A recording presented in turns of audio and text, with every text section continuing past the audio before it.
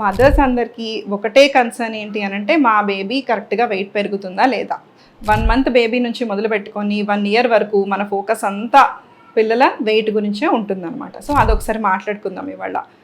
Baby పుట్టినప్పుడు wait ఎంత ఉంటుందో దాన్ని బట్టే బేబీ వెయిట్ గెయిన్ అనేది ఉంటుంది నెక్స్ట్ ఫ్యూ మంత్స్లో.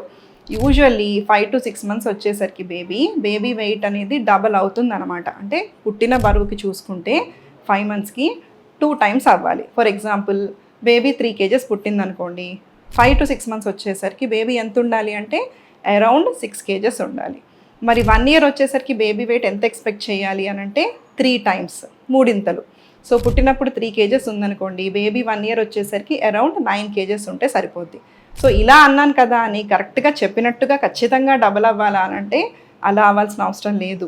అటు ఇటుగా 500 grams 1 kg అటు ఇటుగా మీ బేబీ పెరగొచ్చు అనమాట. దాంట్లో తప్పేమీ లేదు. బికాస్ జెనెటిక్స్ ఫ్యాక్టర్స్ ఉంటాయి, బేబీ ఫీడింగ్ ఇష్యూస్ ఉండొచ్చు, ఇలాంటివన్నీ కూడా మనం చూసుకోవాలి. సో నెక్స్ట్ థింగ్ వచ్చేసి ఖచ్చితంగా 5 నెలలకి డబల్ అవ్వకపోతే కంగారు పడాలా అంటే అవసరం లేదు.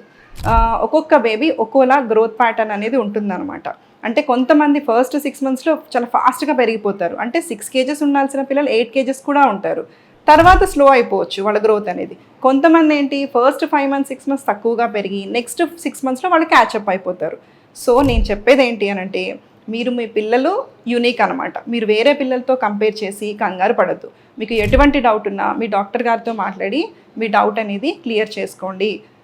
3 kgs పుట్టిన బిడ్డని, 2 kgs పుట్టిన బిడ్డని, 1 kg ప్రీటర్మ్ అయితే 1 kgనే ఉంటారు కదా. సో ఆ పిల్లల్ని అందరినీ ఒకటే రకంగా కంపేర్ చేసి మీరు టెన్షన్ పడద్దు. చుట్టుపక్కల వాళ్ళకు కూడా చెప్పండి. మీకేమన్నా డౌట్స్ ఉంటే మేము డాక్టర్ గారితో క్లియర్ చేసుకుంటున్నాము, మా బేబీ తక్కువ వెయిట్ ఉందని మీరు మమ్మల్ని పదే పదే అనాల్సిన అవసరం లేదు అని వాళ్ళకు కూడా చెప్పండి.